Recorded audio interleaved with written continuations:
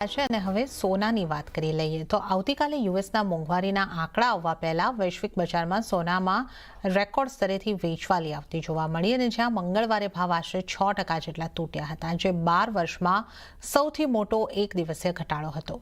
જોકે સ્થાનિક બજારમાં હજુ પણ અડધા ટકાથી વધુની તેજી સાથે 1,22,962ની આસપાસના સ્તર અત્યારે જોવા મળી રહ્યા છે અને આમ 2025માં હાલ સુધીમાં સોનાની કિંમતો 55% જેટલી ઉપર જતી આપણે જોયું છે.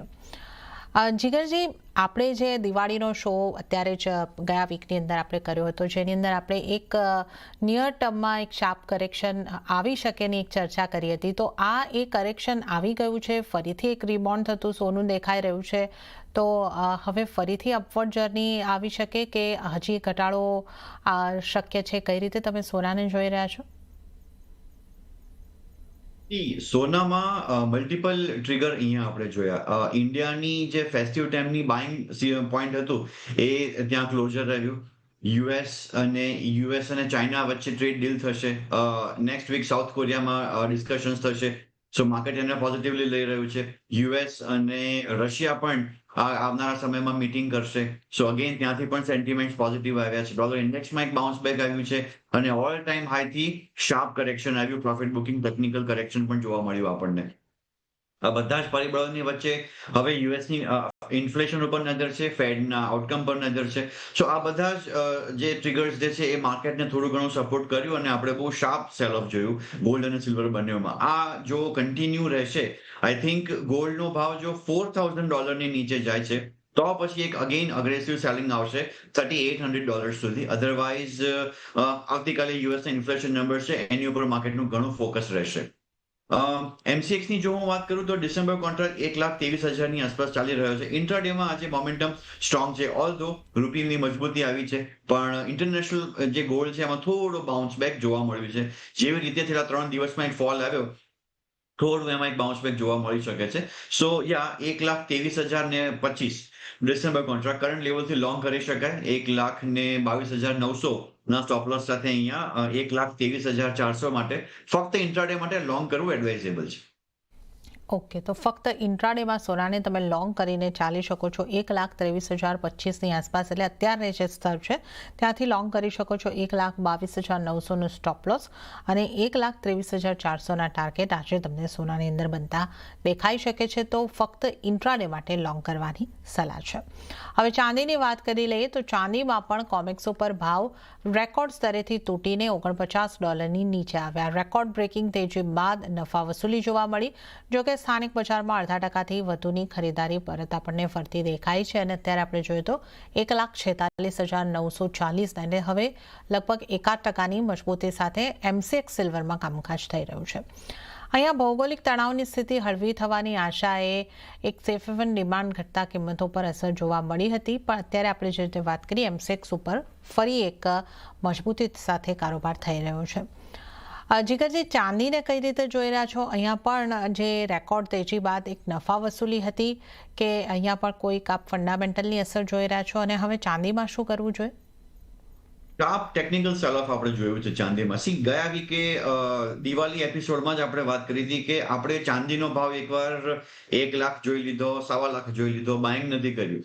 હવે આપણે ભાવ જોયો 1.65, 1.70.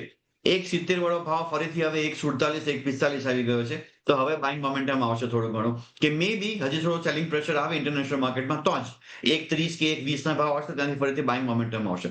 સો બોટમથી બાઇંગ મોમેન્ટમ માર્કેટમાં ક્રિએટ થઈ જશે, કારણ કે એ ભાવ ઉપરના ભાવ આપણે જોઈ લીધા 1.60, 1.70 સાયકોલોજીકલી. બટ મને લાગે છે કે આ જે ઓલ ટાઈમ હાઈઝ હતા 1.70 થી 1.47 નો ભાવ આવ્યો છે, ઇન્ટ્રાડેમાં થોડું પુલ બેક આવી શકે. ઇન્ટ્રાડેના પોઈન્ટ ઓફ વ્યૂથી લોંગ કરી શકાય. Otherwise we'll have to watch. $50ની ઉપર જો ચાંદી ઇન્ટરનેશનલ માર્કેટમાં જો ક્લોઝ થાય છે તો જ પછી ફરીથી એકવાર બાઇંગ મોમેન્ટમ ક્રિએટ થશે. But again I am repeating, US China, US Russia આ બધી મીટિંગ્સ આવનારા સમયમાં થશે. યુએસ ફેડનું આઉટકમ છે કે ડોલર ઇન્ડેક્સની રૂખ છે, સો આ બધા જ પરિબળો માર્કેટમાં અત્યારે કામ કરી રહ્યા છે અને ઇન્ડસ્ટ્રીયલ ડિમાન્ડ ઓફકોર્સ ચાંદીની છે, પણ જે આપણે અગ્રેસિવ રેલી જોઈ છે 80-85% યર ટુ ડેટ, ઓફકોર્સ થોડું કુલ ડાઉન થશે. 85% રેલીમાં 20-30% નો જો ડીપ આવે તો એને બેરિશ માર્કેટ ના કહેવાય. 1.20-1.30 ના ભાવ જો આવ્યા તો આઈ ડોન્ટ થિંક એને બેરિશ માર્કેટ કહેવાય. હા, અગ્રેસિવલી જો $40 બ્રેક થઈ ગયું, 1.20 ના ભાવ બ્રેક થઈ ગયા MCX ઉપર, તો પછી કહી શકાય કે હવે સેલિંગ પ્રેશર ઇન્ટેન્સિફાય થયું છે, ફર્ધર ડીપ હજી છે, સો હવે તો બાઇંગ ન જ કરાય તો કહી શકાય. બટ ઇન્ટ્રાડેમાં આઈ થિંક જે રીતે છેલ્લા 4 દિવસમાં 1.70 વાળો 1.45 આવ્યો છે, one can go long 1.47, so one can go long around this levels only. December contract 1.47-200 ની આસપાસ છે. 1.46-900 નો એવો સારો સ્ટોપ લોસ છે, એક બહુ સપોર્ટ છે. એના સ્ટોપ લોસ થી અહીંયા કરંટ લેવલથી લોંગ કરી શકાય 1.48-800, 1.48 માટે. Again but I am repeating કે ફોર ઇન્ટ્રાડે ઓનલી.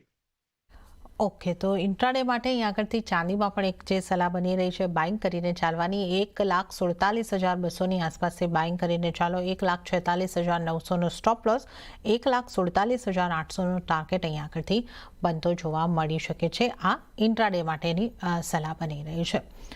તો આજે આપનો જીગરજી સલાહ જે સોના ચાંદી માટે બની છે, ઇન્ટ્રાડે માટે જ ખાલી લોંગ કરવાની આપની સલાહ રહી છે. તો જે લોકો આવતી દિવાળી સુધીનો વ્યૂ રાખતા હોય એમણે અત્યારે વેટ એન્ડ વોચ કરવાનું રહેશે કે કઈ રીતે આપનો વ્યૂ બનશે જો લાંબો એકાદ વર્ષનો આપણે વ્યૂ લેવો હોય તો?